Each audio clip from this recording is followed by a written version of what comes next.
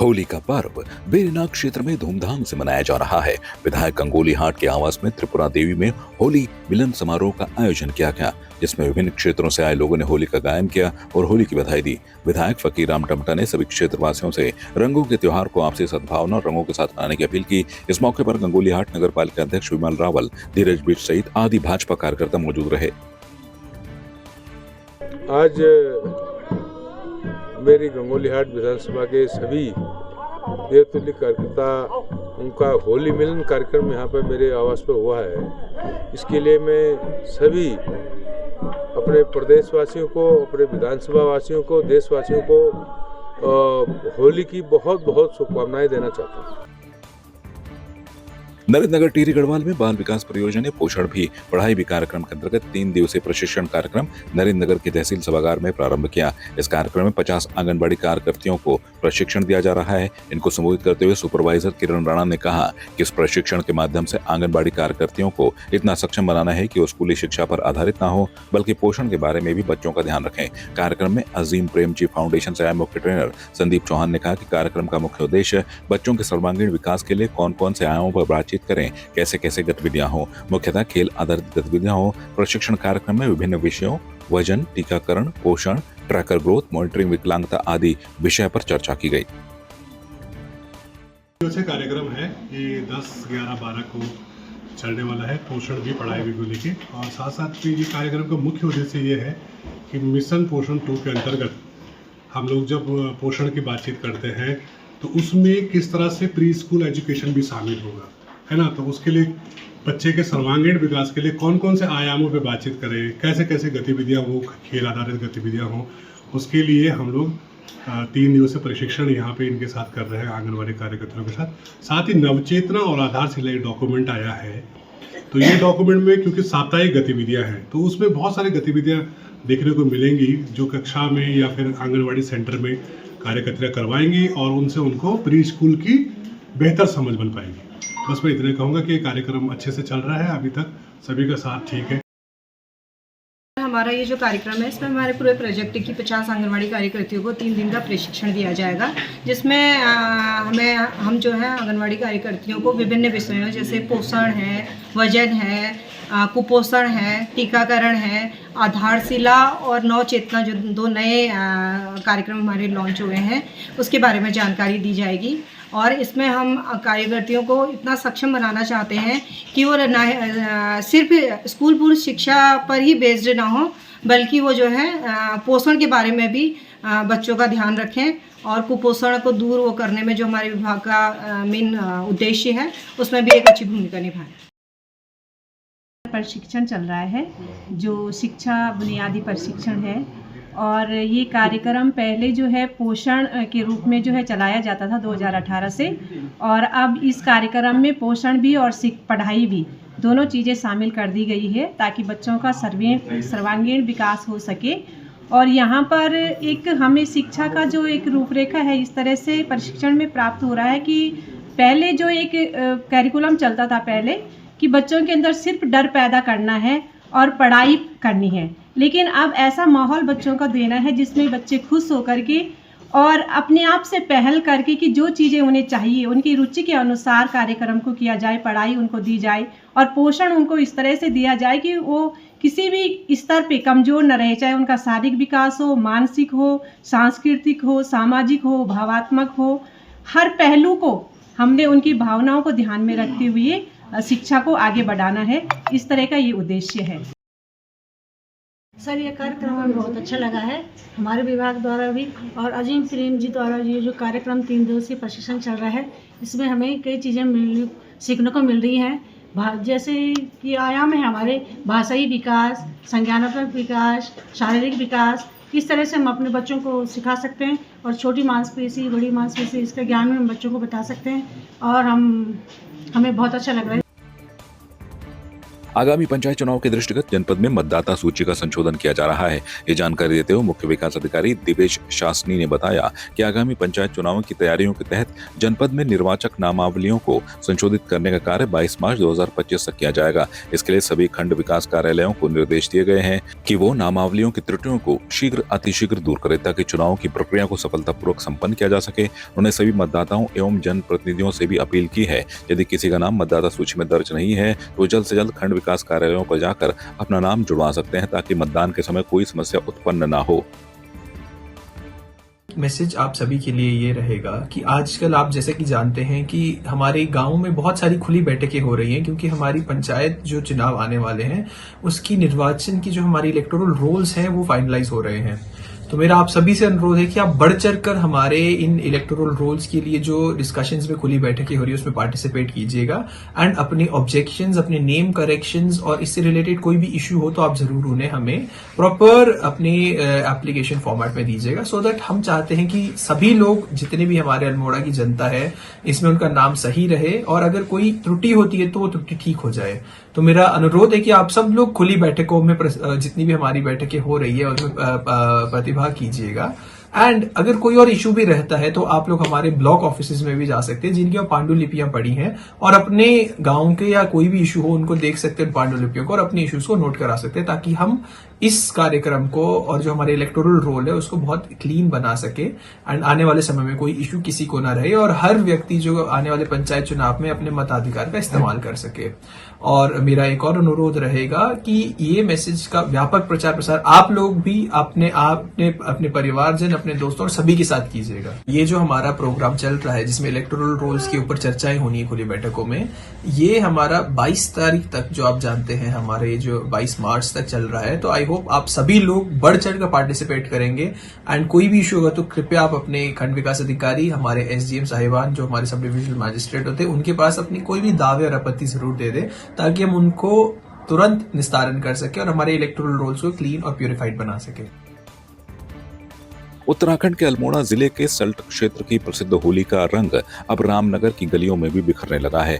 पारंपरिक परिधानों से सजे होलियार झोड़ा चांचरी करते हुए होली गीत गा रहे हैं और चारों ओर अबीर गुलाल उड़ रहे हैं। इस कार्यक्रम का आयोजन प्रयास सेवा संस्था ने किया था।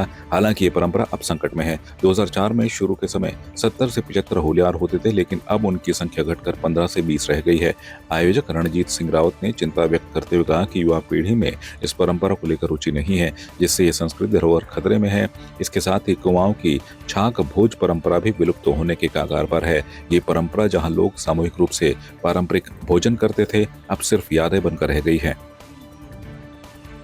ये हमारी सांस्कृतिक विरासत है, हमारी एक सांस्कृतिक विधा है, हमारे पूर्वजों से हमने सीखी है, देखी है, उन्होंने हमें सौंपी है।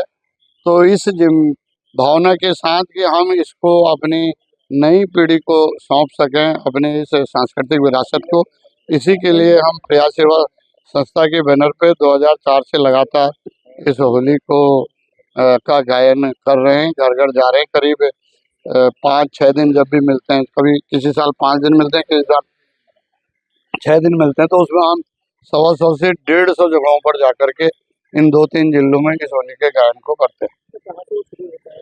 ये इसको हम सल्ट में शशिखाल में हमारी संस्था का जो मुख्यालय है प्रयास सेवा संस्था का, वहाँ से शुरू करते हैं। 1-10 के दिन से वहाँ से बाहर निकलती है और रंग के पहले दिन रात को वहाँ पहुँच जाती है।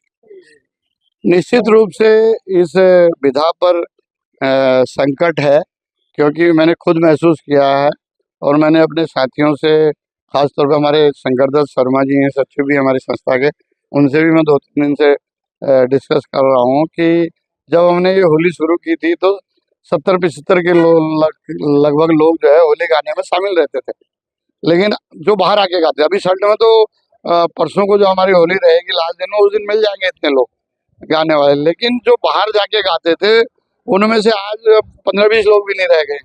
जब पता हम ध्यान देते हैं तो पता चला ज़्यादातर लोग जो है दुनिया ही छोड़ चुके हैं और नए लोग, लड़कों में उतनी रुचि नहीं है, वो टाइम दे रहे हैं, आ रहे हैं, लेकिन ना गायन सीख रहे हैं, ना पाँव मिलाना सीख रहे हैं, जो उसमें उसकी एक गायन के साथ साथ उसमें पाँव भी मिला करके नाचने का जो उसका चलने का स्टाइल है उसको भी नहीं सीख रहे हैं।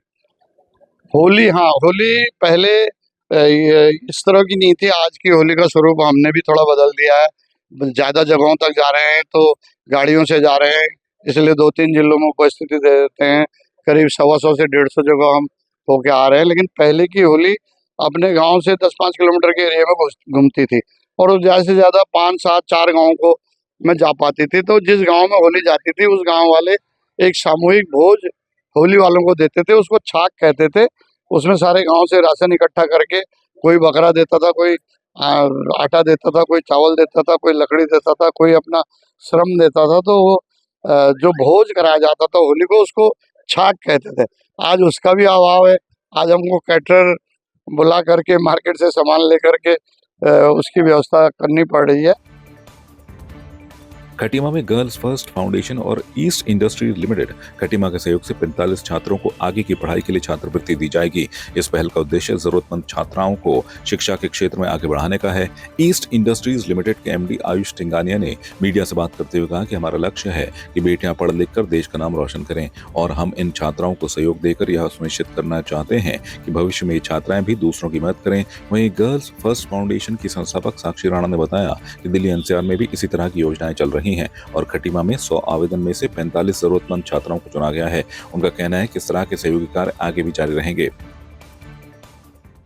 लड़कियां को पीछे रखा जाता है, हमारा समाज ऐसा हो गया है। और ये कहना चाहता हूँ कि जैसे मैंने अपने स्पीच में बोला कि हमारे शास्त्रों में लिखा है कि धन के लिए लक्ष्मी जी, दिमाग और बुद्धि के लिए सरस्वती जी और शक्ति के लिए दुर्गा जी।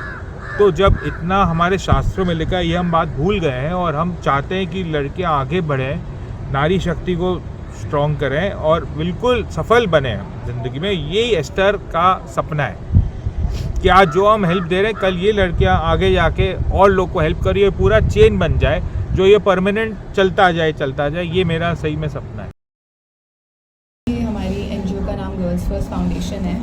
हम एक दिल्ली एनसीआर बेस्ड एनजीओ हैं और हमने यहाँ पे रीच आउट किया गवर्नमेंट कॉलेजेस को। वहाँ पे हमने हेड से बात करी और हमने बच्चियों को इनवाइट किया कि आप एप्लीकेशन करिए हमारे यहाँ, जिसमें उन्होंने काफ़ी सारे हमारे साथ डॉक्यूमेंट्स शेयर करे। हमने उनकी फैमिली बैकग्राउंड, उनका निजी कंडीशन क्या है, ये सब इवैल्यूएट करा और उसके बाद हमारे पास करीब 100 से ज़्यादा बच्चे थे जिन्होंने अप्लाई किया था, जिसमें से हमने अल्टीमेटली 40+ बच्चों को चूज़ किया है, बच्चियों को चूज़ किया है स्कॉलरशिप के लिए। अल्मोड़ा के ऐतिहासिक मल्ला महल में आयोजित 3 दिवसीय होली महोत्सव का शुभारंभ हो गया है। नशा मुक्त होली की थीम के तहत इस महोत्सव में कुमाऊं की विभिन्न सांस्कृतिक छटाएं प्रस्तुत की गई। कुमाऊं के विभिन्न अंचलों की पारंपरिक होली के रूपों को कलाकारों ने शानदार तरीके से प्रदर्शित किया। जिलाधिकारी आलोक कुमार पांडे ने कार्यक्रम में भाग लिया और कहा कि अल्मोड़ा को सांस्कृतिक राजधानी के रूप में जाना जाता है। उन्होंने नशे के दुष्प्रभावों के प्रति जागरूकता फैलाने के उद्देश्य से इस प्रकार के आयोजनों को महत्वपूर्ण बताया। कार्यक्रम में दक्षिण भारत की शास्त्रीय नृत्य कथक, चंपावत की पाटी होली, पिथौरागढ़ की पारंपरिक होली और खटीमा की होली के साथ साथ अल्मोड़ा की प्रसिद्ध खड़ी होली का प्रदर्शन किया गया। इन कार्यक्रमों ने दर्शकों को मंत्रमुग्ध कर दिया। माननीय मुख्यमंत्री जी का संकल्प है कि पूरे प्रदेश को नशा मुक्त बनाया जाए और हमारी जो सांस्कृतिक धरोहर है उनकी पहचान बढ़ाई जाए। इन दोनों को लेके हमारा अल्मोड़ा जो प्रदेश की सांस्कृतिक राजधानी है, कुमाऊं की सांस्कृतिक राजधानी है और शुरू से अपने सांस्कृतिक कार्यक्रमों के लिए प्रसिद्ध रहा है, इसको हम लोगों ने पर्यटन से जोड़ने का प्रयास किया। और जो अल्मोड़ा की ये विधा है, खड़ी होली, बैठकी होली, यहाँ 1 सप्ताह पहले से घर घर में ये होली का कार्यक्रम शुरू हो जाता है। महिलाओं की होली होती है, स्वांग होता है और इसके अलावा यहाँ बागेश्वर, चंपावत, खटीमा, नैनीताल, पिथौरागढ़ सबकी टीमें आई हैं। तो जो अल्मोड़ा का सांस्कृतिक स्वरूप है निखर के आ रहा है और निश्चित तौर पे आने वाले समय में होली महोत्सव और दशहरा महोत्सव अल्मोड़ा की मुख्य पहचान के रूप में पुनः उभर के आएंगे और पर्यटन को बढ़ावा मिलेगा। आपकी इस पर क्या राय है, हमें कमेंट कर जरूर बताएं। इसके साथ ही आप हमारे YouTube चैनल को सब्सक्राइब कीजिए। आप हमें Facebook, Instagram, Twitter पर फॉलो भी कर सकते हैं और संवाद 365 के साथ एक क्लिक में जुड़ने के लिए डाउनलोड कीजिए संवाद 365 ऐप।